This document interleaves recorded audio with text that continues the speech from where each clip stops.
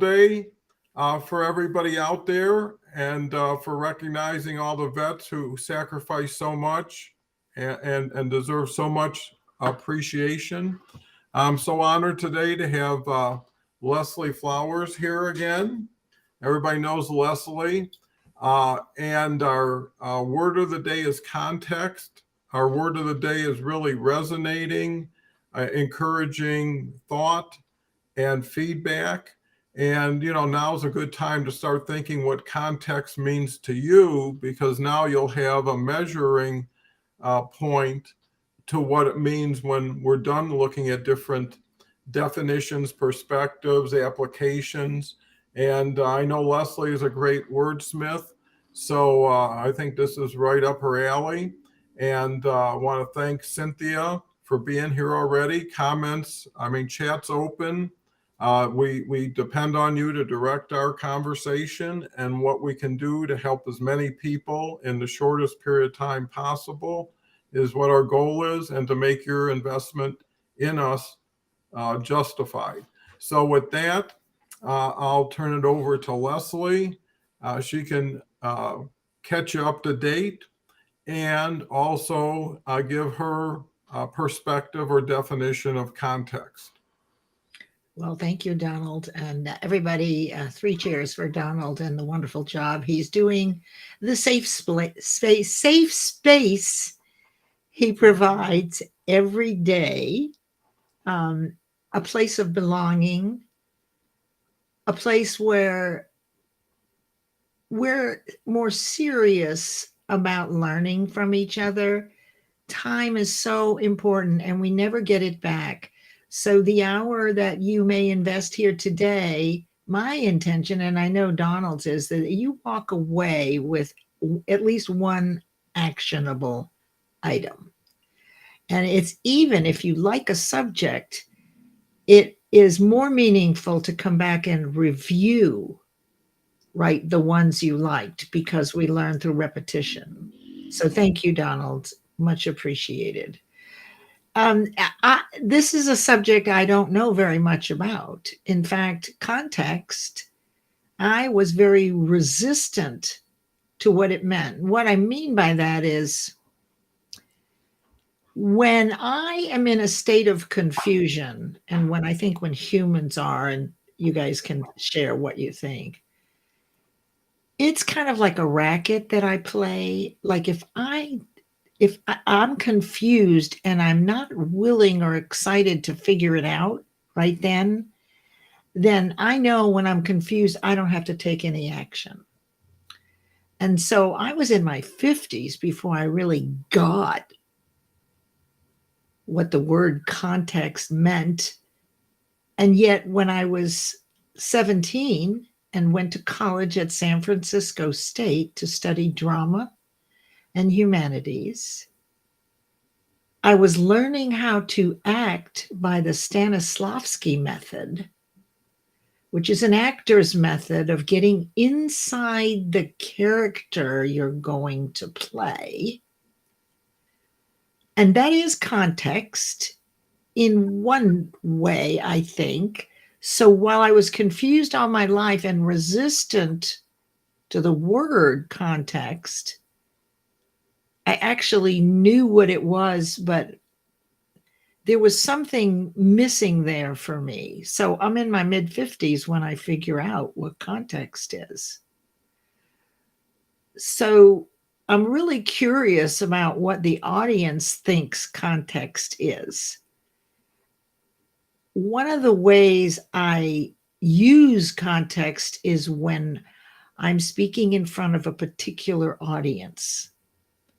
So as I'm sharing the information, if the audience is a bunch of electricians, I set the context by using examples of the challenges of electricians. So, Donald, what do you think? How do you see context and how do we use it and what is it? And, this is a subject that really mystifies me.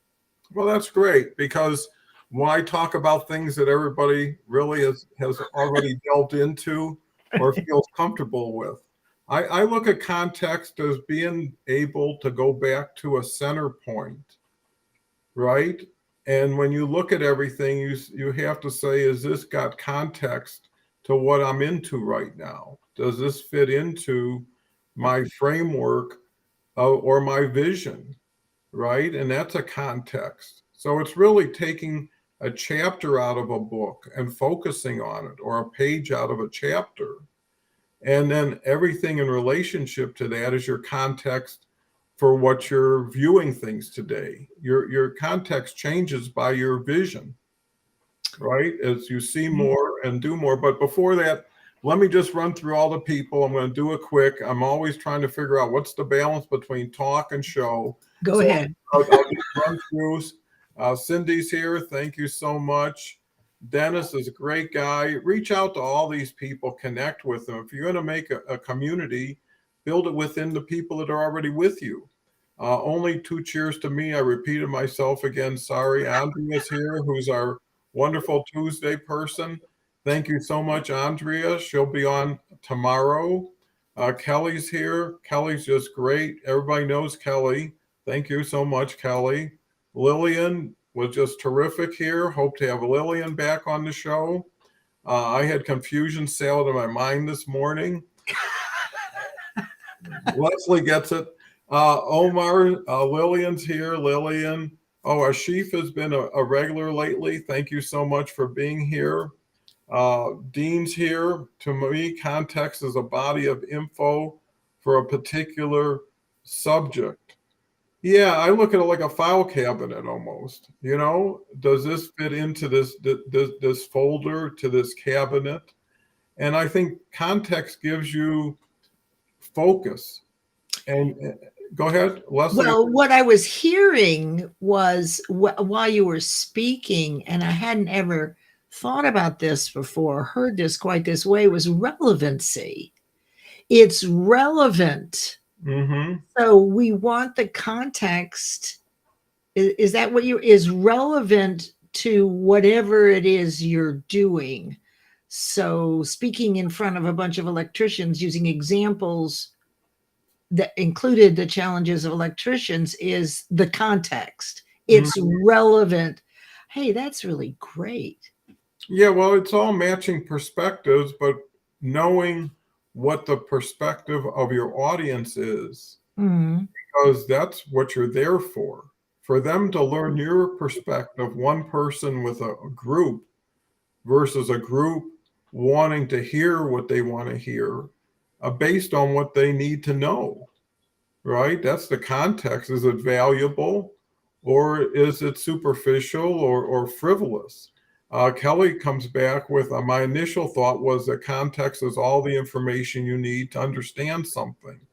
And that's key is, you know, you build a case by putting together things that have context, right? Something that happens over and over again pretty soon finds its own file cabinet. And all of a sudden the mystery's solved because it leaves you with a trail of thought. And I think that's really what context is a form of qualifying, right? What you hear, what you see, you qualify in the context of what you know or believe. And if it's aligned, right, then it's valuable. And if it's misaligned, then it's returnable, you know, and that's what you're always doing. Christians here, let me just great to see these new names who keep coming back. Andrea has something to say. Context to me is listening to my thoughts and address those that are important and let go of the others. If you're coming from abundance, right, you're in a situation where you don't even have room for more. And if you get somebody, you're going to make room for them. So they got to be a little bit better than what you already have or focus on what you have. Leslie, what's your thoughts on the comments and where the conversation's moving to? Well, this is excellent. And Andrea's point brings up the challenge between how you describe context, how I described it, and how we think that it's all relevant to what we're doing to get as much information as possible so that we can speak into the listening of the audience. But now this piece brings up what happens in between. You're wanting to set the context, right?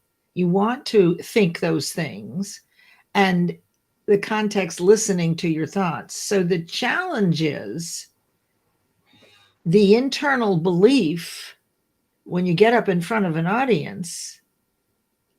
Can you hush your limiting beliefs? Because this is what it takes. You know, it takes a level of vulnerability to set the context, because for me, that little voice inside that might say, it gets quieter every time, right?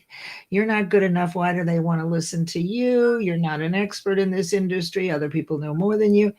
Those thoughts cannot or do not outweigh the willingness to set the context, because one is subconscious, automatic, like, oh my God, am I ever going to get through this? And this is why I clear speakers. I get them back to who they are for people as heart-centered servants and out of the ego. And that's, I believe, what Andrea is pointing to, because she's well practiced in agile thinking. That is, from what I know about Andrea and many on this call, you have the ability to recognize that limiting belief and outweigh it on the spot with your willingness and heart-centeredness, if you will, to set the context for the audience, because the ego, our ego, cannot do that.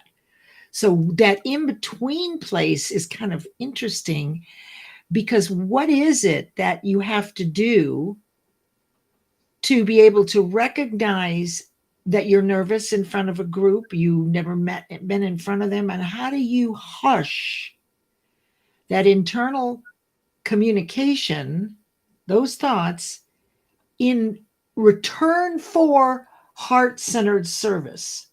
So like, you can't be afraid and in faith at the same time. So therein lies, I think, this fold in between knowing what context is and how to set it, and then implementing it. What do you think about that, Todd? Well, I think it's fantastic. I think that it's great to see the participation. You know, what you encourage, Leslie, is what's starting to show. Here's a great comment from Linda. Context, deep word for Memorial Day. Considering the years of history, telling of life, and keeping context together for the future of things happened. And you know, context does continue legacies. You know, it's all about keeping things relevant, keeping things in people's top of mind awareness, because without knowing what everybody's done to get to where everybody is, you know, that's the context people need to focus on. And that's why the we is so much stronger than the me, right? Because there's more into the we, more stories, more histories. And that's the context I see, is why not put context in the line of continual learning? Would be, is this something I can learn something from, and use that as a guide? And maybe context is your guide, is your speedometer or fuel gauge to tell you where you are and what you're doing, and measuring against it. Is this person going to fit into the context of where I'm at? Or am I going to have to stretch or remodel to bring them in? And pretty soon your authenticity goes away, and your context should be one of integrity. I mean, that's a good measure. So if you're living with integrity, with people who have integrity, you're living pretty large at that point. So let me just go through, see, here's a big one. Oh, anyways, to Linda's point, that's so true. Everything every holiday has context Mhm. for everybody, Mhm. Mhm. and if one can view everybody as being someone who has value, someone who wants to improve and do better. I mean, that's great context. Cindy says the circumstances will form the setting for an event, statement, or idea in terms of which it can be fully understood and assessed. It's a noun. The decision was taken within the context of planned cuts in spending, and I guess that's why budgets give you context, right? You go on a trip and you say, well, that's $1,000 to go on that excursion. We'll just eat lunch, right? And that's the context is you have a certain framework. I'm Yes. never going to spend $200 on that. I don't care what it is. I don't need it that bad, and I never like it that much if I had to spend that much. I mean, so Leslie, it's a good place to start. Here's a definition. Well, yeah, so that's great. And I have not, I mean, that's awesome. I wanted to share something really cool that Dean posted in the comments. So he brought up the fifth covenant of Covey's 7 habits of highly effective people. Seek first to understand and then be understood. There are 7 of those, and I've taught them many times. And I think that the blending of these words is really, really important. And I'd like to give an example of the value of context and through someone who didn't do this, who did not look at the audience. And this isn't saying anything bad about them, but look to see if you recognize yourself. And you can circumvent this. So it's a brief story. A woman's organization had a launching event with a speaker, primarily women, a few men. It seemed odd to me, and the place was packed, right? That they had a man as the speaker. And of course, the speaker inside of me was a little jealous. This was a number of years ago. I kind of get over that now because everybody is great, right? And when they're ready for me and they're ready for you, they'll be ready. Anyway, everybody was very excited. And he was talking about passion, which I found a very interesting subject for a man to talk about, which really had me be curious. How was he going to approach this? And the content wasn't his initially. Many speakers are certified in teaching other people's work. But he did a very good job. And every single example during the 1 hour presentation was about men: football, basketball, men leaders. And someone finally stood up, one of the women, and said, "Don't you have any examples of women?" So he actually lost the audience completely.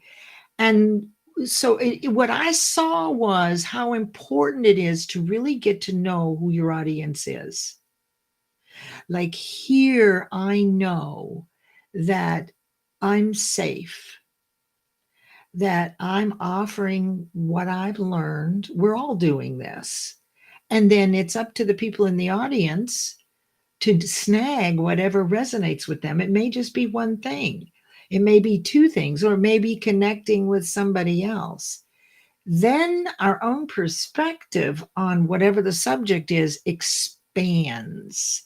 That's growth in awareness of your real potential. Like, oh, I never thought about that. Rather than being resistant, well, I don't do it that way.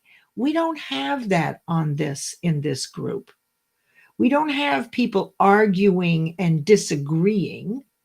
We will always have Paul, who brings up an alternate view in his own special way. And what I've learned is that your views are accurate for you. Your perspective is accurate. There's not a thing wrong with your view.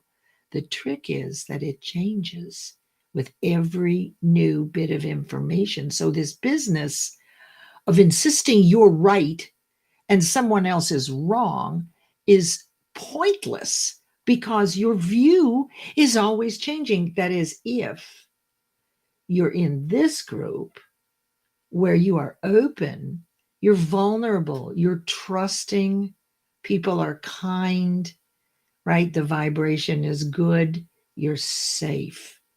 So that's an example of the value of getting to know your audience, right? Before you present, whether it's in an audio room, a live stream, a face-to-face networking, right? So, well, what do you think about that, my friend Don? Look at all these fabulous comments.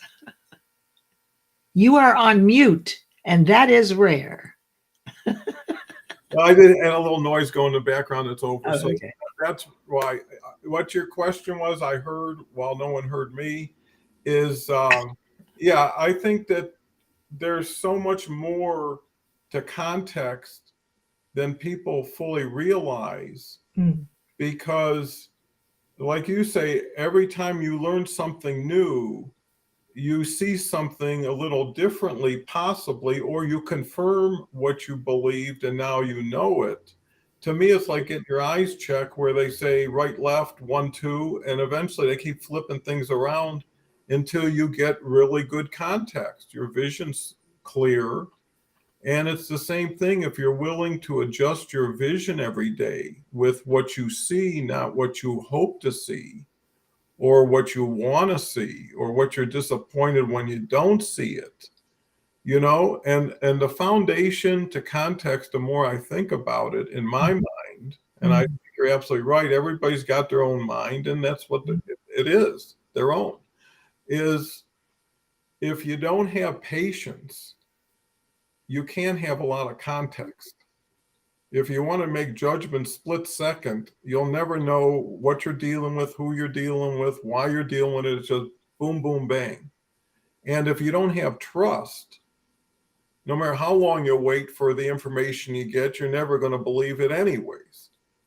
So you got to do that internally. You got to be able to trust. You have to be able to wait and not judge. You put your case together. That's all. And you let time take its course. And if it starts moving that way, it builds itself. If you found out you were ahead of yourself, or you took something out of context that wasn't meant to be that way, and I believe context should lend itself to curiosity. You shouldn't have to think or put a mystery together. You should be able to ask. And anybody who wants to work with you should be able to listen to a respectful ask. What did you mean by that? I don't want to take it out of context, and give somebody a chance to know and to correct or to confirm. So go ahead. I think let's move to, here's one for Paul. Hello. Okay. Thank you. Served. Okay. Reconfirm that. Here we go with, I believe context is the full story and intricate details versus a story that people want the world to see. That's interesting. What do you think, Wesley? Yes. And here's the thing about that. We go back to, I can't help but going back. This is so true, right? And yet in my work, what I know people struggle with is their own beliefs about themselves. And you can't do these things. You can't be in two places at once. So what we're talking about, trust, belonging, vulnerability, adapting, relevancy, you have to be a clear thinker. And what I know for sure is not everybody is ready at the same time. So, what I love about this group is that the feedback I get is, oh, I never thought of it that way. That's exactly. In fact, if someone says to me, oh, Leslie, you're right, it's like a cuss word. It's like the F bomb in the 60s when I'd come home from San Francisco State and throw that word around like thee and Anna. My parents, their hair turned gray overnight, right?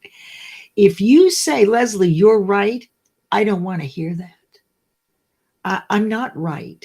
It is my view at this time, how I'm seeing it. Glean from it what resonates with you. Take what feels right and try it out. Practice it. So all of this is offering what Don is doing, what every speaker does here is offering a different point of view. Now, some of us have more experience. So when Don talks about, business and how to deal with employees on a basis of being at home, nurturing, his community, the people that worked for him, he has longevity. So he is going to have a lot of value to share, right? If I'm resistant, I'm going to be confused. That's how I get out of things. And I think we all do. And really, all it says is, I'm not ready for this conversation right now, and it's okay. But we are all 100% accurate. We're right from our point of view. And so I want to know why you believe that. In my family, I have 2 children, and they're both married. And interestingly, in each of their families, one's a Democrat and one's a Republican. Well, it's not an easy thing to have a conversation about anything around politics. And I think this is what happens in a lot of families. But yet, my son-in-law is a Republican. He is kind of a quiet guy and is an observer in general. So he and I can talk about, he'll tell me things about Republicans that I didn't know. And I don't get alarmed because I can manage, right, any emotions around Republican or Democrat, because I really want to hear what he says. I don't watch that stuff. And then the reverse is also true. Yet in the other family, it's fireworks. So when are we ready to do the work of figuring out what our audience wants, right? What they're listening for, so that we can feed what we know into their listening? I think those are valid points. I think anytime you get into anything that can be divisive, controversial, uh, points of ignition for people, it takes away from the whole safe stuff. It's when people can hear the palm trees, the ocean breeze, that's when people get comfortable. So in context, it is smart to avoid things that don't support your let's say elevated mindset. You know, that's another context. Is this going to get me closer to happiness or further away? Do I need to get smarter or happier? And in most cases, most people would prefer happier than, oh, I got another thing I just learned today that I'll probably never apply, but now it's taken up time and attention, versus I've got another way to think of things in a happier way. And that's the context, is you should have a goal that your context leads to. In other words, if I follow this trail and I do everything right and I get there, where am I? Versus I just want to go on a better trail than I'm at, not knowing where it's going to take me. And you may go full circle and end up where you were starting from. So I think context is like a roadmap. But more importantly, just like any journey, and I think it's like a mountain climb, because you go up in, you go up in zigs and zags. It's not a straight line. And you get to go with community. And I think context is more importantly about who are you with, right? If you're with the right group, doesn't matter what you're doing, you'll figure it out and you'll have a good time on the way. And if you're with the wrong group, boom, boom, bang. What were you about to say? Well, you said something that I wanted to make sure I understood what you said. So if you're in a group and the context doesn't fit you, or there aren't people that are trusting him to leave. Mm-hmm. Okay, so that's what I wanted to mention something about. So we don't ever know when people are ready. And in that group, I'll give you a real example in my life. When I first came back on LinkedIn, I had monetized a group on Facebook. Things were going great over there. I barely did anything on LinkedIn for 10 years. And then my laptop was hacked. And through a series of unfortunate events, I was permanently banned from Facebook. Oh my God, my income, everything down the tubes. So I had to rebuild my life on LinkedIn, and everything is so different, right? I mean, the lives are different, the groups, like it's like giving birth to get a group to communicate. At least that was my experience. So after 2 years, I fell into this group of writers. Oh my gosh, I've written a bunch of books and I love writing. These were the most amazing people, Don. I love them. We met every week. They talked like this. It was a place of trusting and honesty. But nothing is 100%. Well, after about a year, they invited me to present. Oh my God, I was so honored. Like this group of people that took me 2 years to find, who think like I think, right? Oh my God, I'm home. I'm in heaven. And so they asked me to present, and I did. I did a teaching piece. And then they all went into breakout rooms and came back and gave, what they learned by what I taught. The very last person crossed his arms. I thought it was a bit salesy. That was the last word. Well, I'm like a 4-year-old in that room, a completely vulnerable, 100% engaged, heart-centered. And what I was able to get out of my mouth before the hour ended, well, that is your view, right? But there are other views. Well, it tore me apart. It took me weeks to get over that. I insisted on an apology from him. That was inappropriate. That was not with the standards of the group. I mean, I thought about leaving. Then I thought, no, because he's hasn't yet figured out the impact of being negative in a group of trusting and belonging.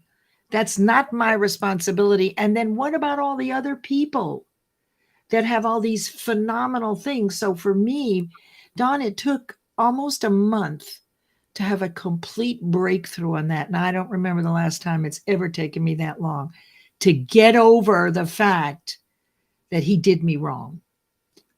So I didn't leave the group, but my objectivity became stronger. I was less reactive and subjective, a little more cautious. And what I know for sure is there is no 100% belonging place. But I wasn't willing to give up the rich value that 98% of the people in that group offered. So what do you think about that? Well, I think it's all in the context of, like you say, everybody's personal situation and experience. And, I've had so many people tell me what I couldn't do, what couldn't get done, and criticize so much. And you know what? I don't remember any of them at this point. I just listened, and if it fit, made sense. If it didn't, maybe it's food for thought. And most of the time, as soon as it came out, it was like, this isn't even close. Mm-hmm.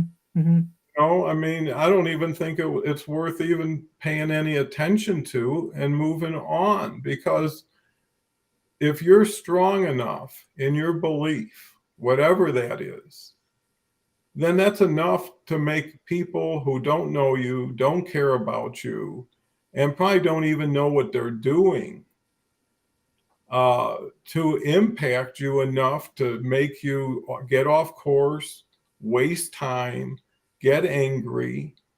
At the end of the day, no one wins who ends up in a conflict. You know, what's the win? Someone broke their arm and someone got a scratch. So did the scratch win? The scratch was still a scratch, you know? So the point is that's where context is, you know, it's like currency. I don't have enough of that to take care of that, right? I've got enough to take care of what I need to take care of today, and I can't waste time. You know, and sometimes you just say what you mean and you walk away. It doesn't mean you can't express yourself. It just means you shouldn't waste time doing it. Well, Right. yeah. So it's like address it, either move on, don't give it the time, be honest. And you know, here's one thing that comes to mind that I learned over time is people who try to hurt you, it's not your job to help them out in explaining how they should be and what they should do, because you're actually helping somebody to hurt somebody more effectively later on. Right? So Yeah, the that's thing good. is, if someone gives you something that's disrespectful, why would you say, let me work on, let me just share what you just did, how you could do it. I think you're a bad person. You could get better. And pretty soon you're wasting, and they don't care. And they're wondering even less of you for caring about someone who doesn't care about, I mean, it's just, you got to just move through it. You know, I hate to say it, but it's kind of like roadkill in a way. You know, when you're driving down the highway, you don't pull over and start working with it. And let's get to comments. So remember that, Don, that you're sage, right? And men are a little easier at walking away. You compartmentalize much better than women. We're a little more emotional. And look, that's part of staying there, right? And working through this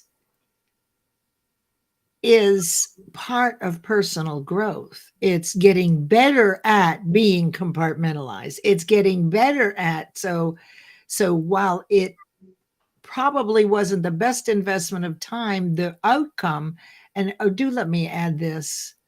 So part of the reason why I was so dumbfounded is because I was 4 years old, because I completely believed that this was a safe space, a belonging space, and I could say and do whatever I needed to do. That is being a kid who's blindsided. So anyway, I get over this in one of the sessions, and we go into breakout rooms, right? And we're supposed to give what was the breakthrough and the breakthrough I had was that this person, long story short, reminded me of my ex-husband, and that was probably part of the trigger. So for me, the breakthrough was, oh my God, if I had known that first, it never would have bothered me. He's just like my ex, right? But that didn't happen. So that was my breakthrough. So we get in the breakout room, right? Well, one of the people that was involved before was in there, and I got ready to tell my 90-second breakthrough. And out of the blue, I would never do that. And he's really verbally assaulted me.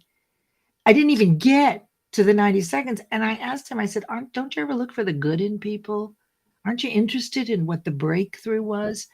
So the conclusion I came to, you're never 100% safe. Never.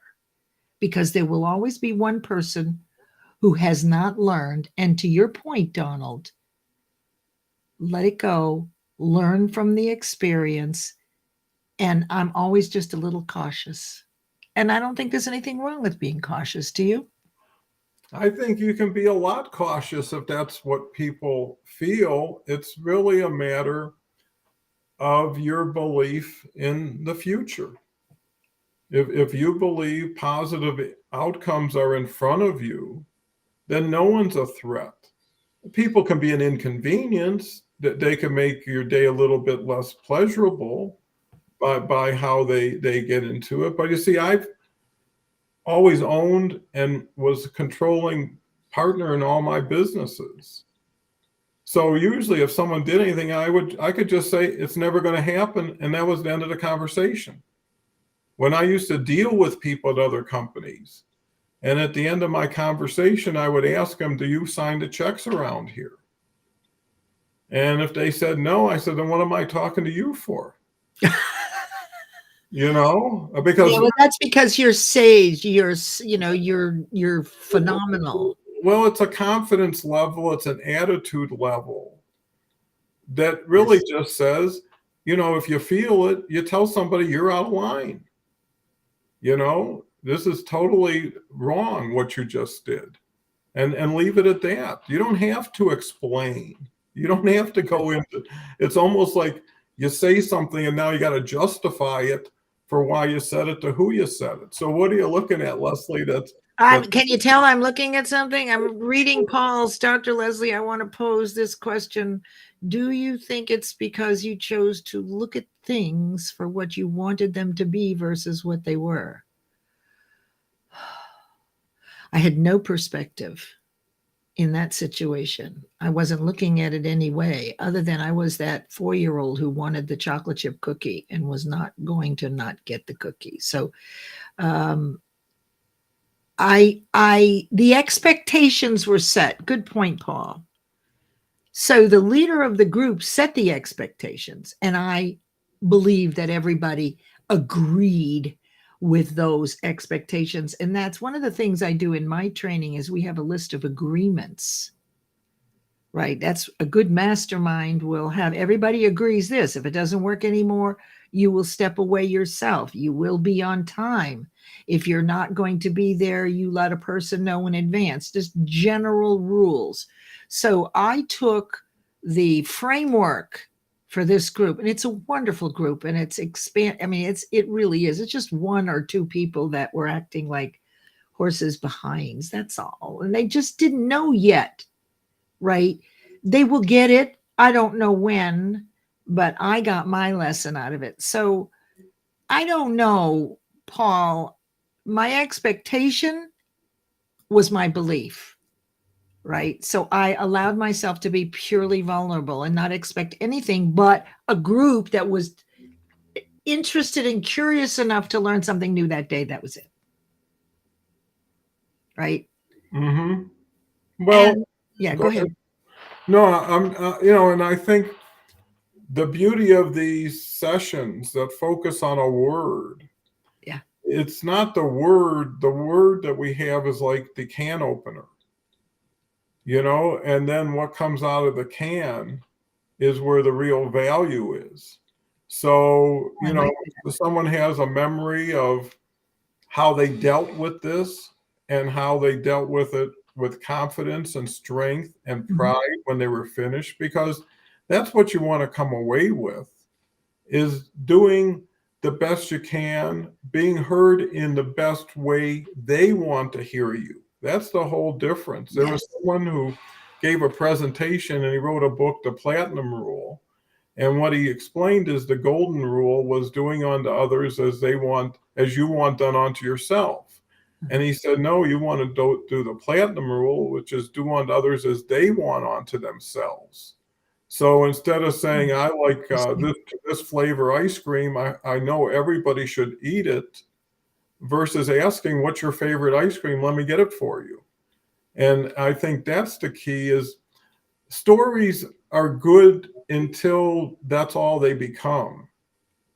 And then it's what do you do from those stories? What do you bring from those stories? Because, no one cares where the pineapple came from. They just want to know when can they eat it, right?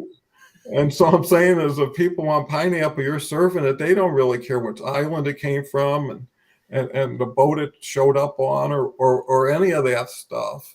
And that's context is not only how you filter what comes in, but how you communicate what you want out in the way, to Leslie's earlier point, if that's who they are, talk to them as them, not as some foreign ambassador to them. Like they can see you're totally not them, but you're trying to be like them. That doesn't work either. Because This is like meeting a person where they are. Is that kind of where you're headed with that? because wouldn't you be more comfortable if someone talked to you as someone you're used to talking to, or someone who talks to you in a way that makes you want to talk to them? Versus Absolutely. the teaching side, which is the pointing, you should do this. This is what works. And you know what that does? It builds guilt. They're so right. I am so not there. I am so far away from where they're talking. I'm Right. so deficient. And now I need them to make me what I can't be, because that's how it was set up. Mm. Someone says, I'm just like you. And the key is what's, it's selfishly unselfish. What's best for me? I've been in situations that I know it was no question I was right. It was so clear. And I thought, this is going to take me 30 more minutes if I pursue this. And I'm not going to get anything out of this. And this person is going to feel even worse about me if I pursue it. Right? So, what's important? A principle that should always be conditional, Mhm. that should always be relative. Well, under these circumstances, that rule doesn't apply. Right? Mhm. And if you can be like that, and if a lot of people are testing you, and how you react is how they Mhm. confirm what they can get away with. Right? So until you call somebody out when, because a lot of times you're always playing the fool, like, well, maybe I'm thinking more about it than I should, or maybe, I'm not in the right mood. And no, when that tells you something, it says, here's how I'm feeling. Why should I feel this way? You tell somebody, explain to me. I need more than the words you gave me. And do it in a nice way, Yeah. not in a threatening. It's like, hey, I'm confused. Help me out here. And then they know who they're talking to, because someone will ask questions. And then someone who will then start talking to them. Yeah. And then what you get is completeness, resolution, and you walk away without nothing that has to be dealt with in the future. You want a clean desk at the end of the day, in my opinion. So, anyways, we get off way too much. Well, no, that's okay. Pick a comment. Any Pick, comment. you pick one. Oh Okay, God. let me see, Okay. Dr. Leslie. I want to pose this question perspective. Do you think it's because you chose to look at things for what you wanted? Well, I just did that one. Okay, well, then we'll get a better one. It's okay. Okay, You didn't bring it up, but I addressed it. here's Dean. It's important to stand for what you believe, even if nobody else does. You can't shame me and live rent free in my head. So important, Dean, because Wow. you know what? You built with brick instead of straw, and when you build strong, nothing gets through, because you know why? The person who wants to get through knows it's brick. That alone will tell them, don't bother this guy. Right? And if you're building with stuff that doesn't hold, you're an easy target. So in one way, you can get strong for yourself and build a nice defense. And at the end of the day, whatever you do the best you can with all you got in the moment. You can't fix something that just passed by. How many times at night do you say, if I would have just said that, what was I thinking? Why didn't I just say that? Or why did I have to say that? I wish I didn't say that, because now I'm getting into it. And then people get a reputation for being challenging, right? Everybody's like, can't you let it go? I mean, enough's Right. enough with this stuff, you know? Here's a comment. I can't read them all. How about letting go of the opinion of other people, Leslie? How have you learned this? And in relationship to context, what's your thoughts, Leslie? Well, of course, what other people think of me is none of my business. That's exactly what Andrea is saying. And I know this intellectually, right? As do you. The evolution, and I appreciate that, Andrea. I know that. I know that for the one person who didn't like the way I did it, there were 35 who did. And I find it fascinating that we still tend to focus on that one person. And that is because our evolution of new beliefs and new confidence hasn't quite outweighed that old belief. Those old beliefs never leave. All we do is create new beliefs in our ability and our deservability. So it's human to be triggered. The question is, how long does it take you from the time you are triggered or your feelings are hurt, let's just say that, until you resolve it. Now, normally I can do this in about 30 seconds. But in this particular incident, it reminded me when I was 5 and my basic issues with trust. We were at Revere Beach in Massachusetts, and we went there every year. And I don't think I had a brother or sister. That's right. My brother came when I was 5. And my father, we were looking at all the things. My father said, Leslie, that's the roller coaster. Would you like to go on it? No, Daddy, no. And I may have told this before, because all I saw were these white ladders, right? And they were huge. They're huge for an adult. Well, my father thought that he would get me on there anyway. I'm not sure what he was thinking. She'll be fine when she gets in there. I know he wasn't thinking, well, I'll show her. Let me scare the shit out of her. That's not what he was thinking. So we're on the ride, and I completely trust him 100%. Daddy. We go through the dark tunnel and emerge into the sunlight. And what is before me? These absolutely monstrous white ladders. And I know what I told myself. You can never trust anybody, not even your own father.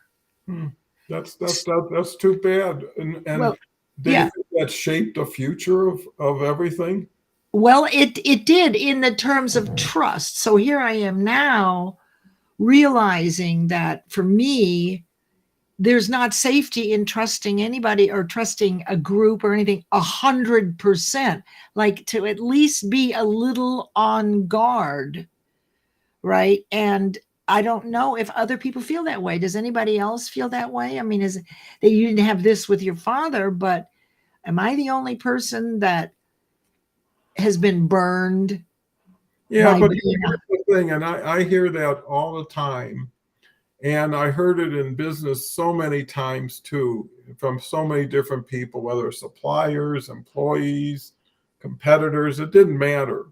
Somebody would say, here's what just happened to me, right? I trusted this person and I work with them and I'm out 50 grand and I got nothing, right?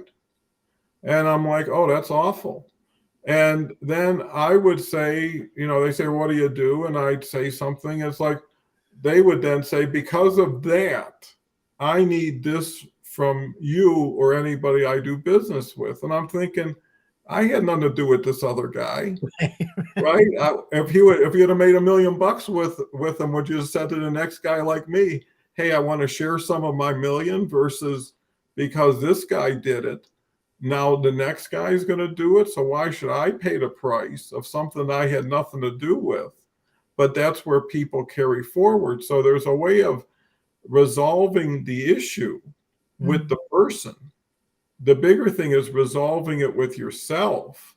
Yes. And the last thing you want to do, if you can't do that, is carry it over into a new, fresh, unassuming person that now doesn't understand why I was so lucky to get here at this moment in time with this person.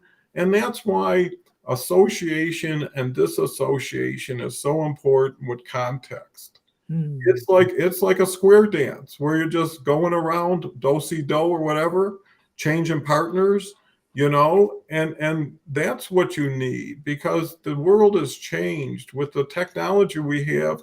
You have 50 people right in front of you in the now, thinking along the same words and thoughts you are, trying to come up with something to help everybody every day, right?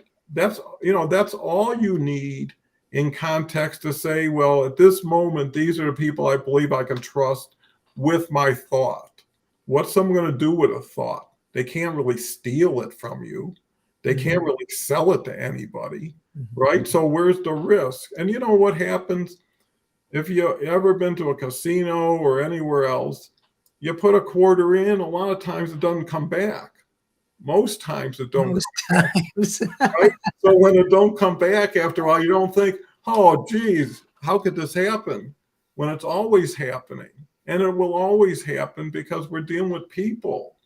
Good people turn bad in a second. Bad people can turn good in a second. Who knows when that happens, right? Yeah. So, Donald, Yeah. finishing up on expectation and what Cynthia has here on the screen. Okay. My boss used to say, "Don't give me the labor pains, just give me the baby." I don't know why I didn't think of this before, but to round out this conversation about context. So in 2013, I started focusing on women asking for what they deserve and get paid based on the wage gap. And what I realized is that women are not earning what men are, and they shouldn't be. Why would they be?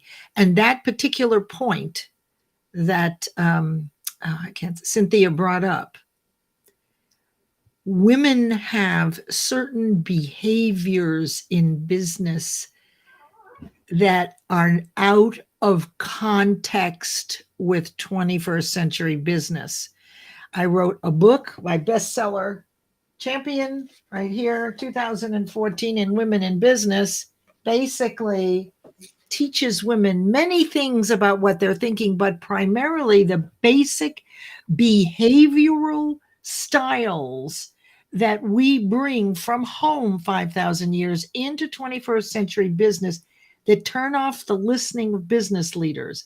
And just a little bit about it so that they will set the context for business. For example, men in business speak in bullet points. Women tell the whole story. Men stand roughly with their arms by their side, their feet shoulder width apart. Women cross their legs, wiggle and jiggle. Yeah, but here's the thing, Leslie. But I wanted to finish the context. Oh, I know, but we're coming towards the end. You can finish really what you were going to say. Okay. The idea here is, though, setting the context is learning to adapt, to your point, to adapt to whatever the group is, to take on their context. That's really where I was going, and I was moving away from, that's where I wanted to go. And what does it actually take? It takes observing your audience or the people you're with, finding where you resonate with them, and really morphing into that group of expectations and conversations, and trusting as much as you can that you're going to speak into their listening and you're going to learn things. So anyway, thanks for cutting me off. I put you back on. I know. I didn't want to be that guy earlier that Where's the hook? No, we're not into hooks. What I was trying to say is hopefully communities like this will not have to be gender or generational aligned, right? And there shouldn't be any absolutes as far as groups or other groups. And the point is when people are doing things for other people and other people are getting it, the person giving it has never put themselves in a position of someone of obligation. Right? So if you never charge for it, if you never do anything for yourself while you're doing something for everybody else, then you're far more trustworthy, right? Because you ask nothing in return. And you're excited to see people break limited belief systems, to walk away from things that don't serve them and never have. And ultimately context has a lot to do with forgiveness, right? Because until you can forgive, can you get real context? Because if you keep bringing the old legacy into the future, you're tainting the freshness of it. That's right. Right? So if you move into a new house, you don't take an old room from an old house and attach it. It's not going to be very pretty and probably won't work too well. But anyways, let's try to get through these comments. I know we're at the top of hour. It's important to stand for what you believe. Okay, we got there. I'm just looking for the bigger ones. Before you speak, let your words pass through three gates. Is it true? Is it necessary? Is it kind? Good Roomy. one. Good one. That's excellent. And, Mhm. I think having a filter on your filters, measuring twice and cutting once, writing something down and before you send it, come back in an hour, Yeah. right? Because you can't unring a bell. Here's Paul. I always love hearing, she says things that no one else does and doesn't care what people think. Oh my God. My mind appreciates the mental stimulation and training. Olu, once you have to work too hard at it, it's suspect to me. It has to come naturally. That spontaneous mutual rapport must be there. If it's not, it's a chore. How about this question for context? What if you lived every day as if it was your last? This was the scrolls triggered for me. If in 1 minute equals 1 year of life, how differently would you spend your time? Well, that's why everybody should admire the turtle, who lives 300 years and, can take their time. Matured submission talk from a great presenter. Thank you, Andrea. I too, because they trigger our limiting belief. Well, a trigger isn't bad if it makes you review it and maybe decide, hey, let's put this away. We don't need this anymore. Some things used to be useful, don't. I would say there's two people I trust completely, my mentor mom and my favorite person in the world, my aunt. Well, sometimes people don't even have one, so having two is something because it's somebody you can always go to who will love you no matter what you bring them. I feel that way about Paul. Well, I mean, I love everybody in the group, but Paul is so much of a sponge, and I say that in the best way, right? That he is open, but he also filters, and I feel like I can totally be my authentic self when I'm around him, and maybe that's how I see the whole audience. I don't know.